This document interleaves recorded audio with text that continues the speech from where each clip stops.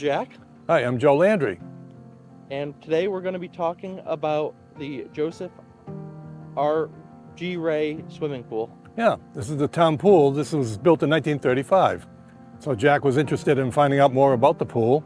So we'll start talking about it. Well, what happened is in 1935, during the New Deal, when Franklin Delano Roosevelt became president, they gave money to all the different towns to spend on infrastructure.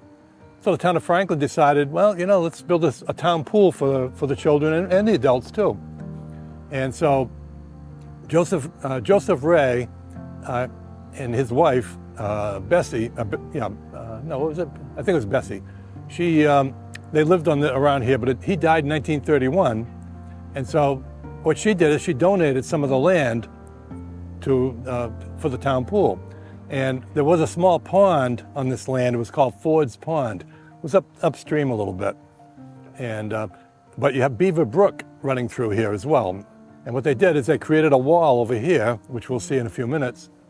And what that did is they created a dam and it created the pool. So if we walk down here, we'll take a look at the pool. So right now we're standing right about where the bathhouse was. Right in here is where it was. And there was 2 diving boards right here. And you're going to see some of the films of the children diving off these diving boards. And I got to tell you, these kids were good. I mean, they're just really excellent divers. But in 1935, this is when it began. And what they did is they hired 2 people to be professional lifeguards, but also to teach people how to swim. And there was one woman in particular, her name was Lorraine Metcalf. And for years and years, probably 30 to 40 years, generations of Franklin residents learned how to swim with Lorraine Metcalf. In fact, she had this expression when the kids were all lined up on the shore, they'd be kicking and everything, and then she would instruct them to roll over. So she'd yell out, "Roll over!" And the people from all the neighborhood could hear her yell, "Roll over!" So, and anytime her name comes up in conversation, the first thing people say, "Oh yeah, roll over." Oh, kick, kick, kick. So what they would do is they would line up all the kids on the shore and they would teach them that way. I can remember myself going through that and it's like, oh man. But this berm right here that we see, that was added when Sculpture Park was developed. Before, the shoreline used to be over on the other side. And you probably saw that video of me when I was young. I was about 12 years old. I had my feet like that. I saw that. And then that's before all this grew in. And then my wife and I came here one day, and I kind of recreated the photo. So fun. Yeah, it was good. Yeah, but it was a nice little place to come for a pool. All this forest and everything was not even really here. It was all wide open.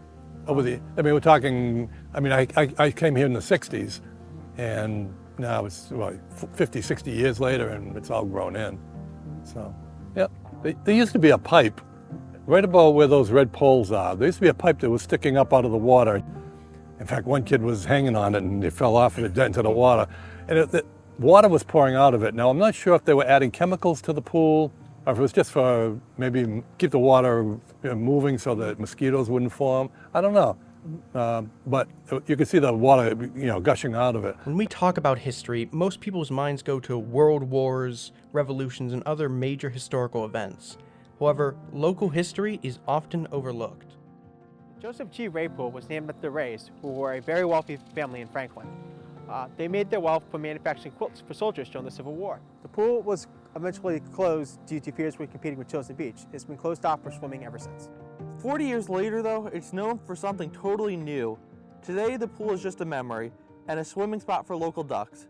This space is now home to the Sculpture Park that opened in 2014 and contains all sorts of cool and wacky sculptures, such as this one.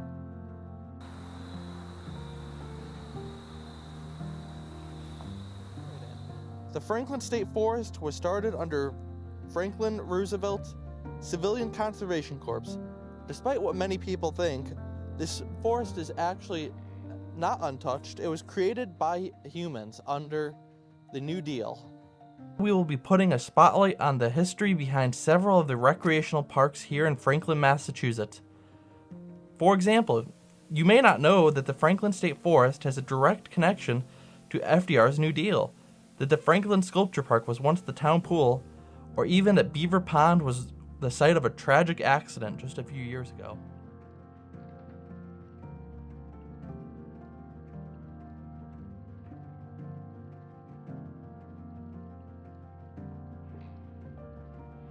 Was established here in 1972 at Beaver Pond as a place where students could get swimming instructions.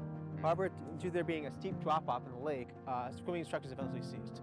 Despite those precautions, in the summer of 2010, a boy did in fact die 4 days after nearly drowning at the beach here.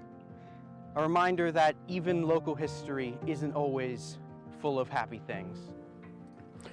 On the local side, there are heaps of connections to events both big and small, from links to Civil War manufacturing to competing town swimming spots and early 20th century policies. On a brighter note, Franklin has been dedicated to providing improvements to make Beaver Pond much more interesting. They've developed a new turf and they're planning on creating a 12-step course for teenagers and adults.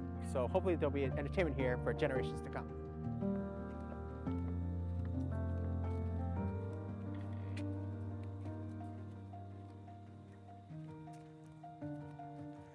Thanks for watching, and remember, history is being made every day, and some of it might just be in your backyard.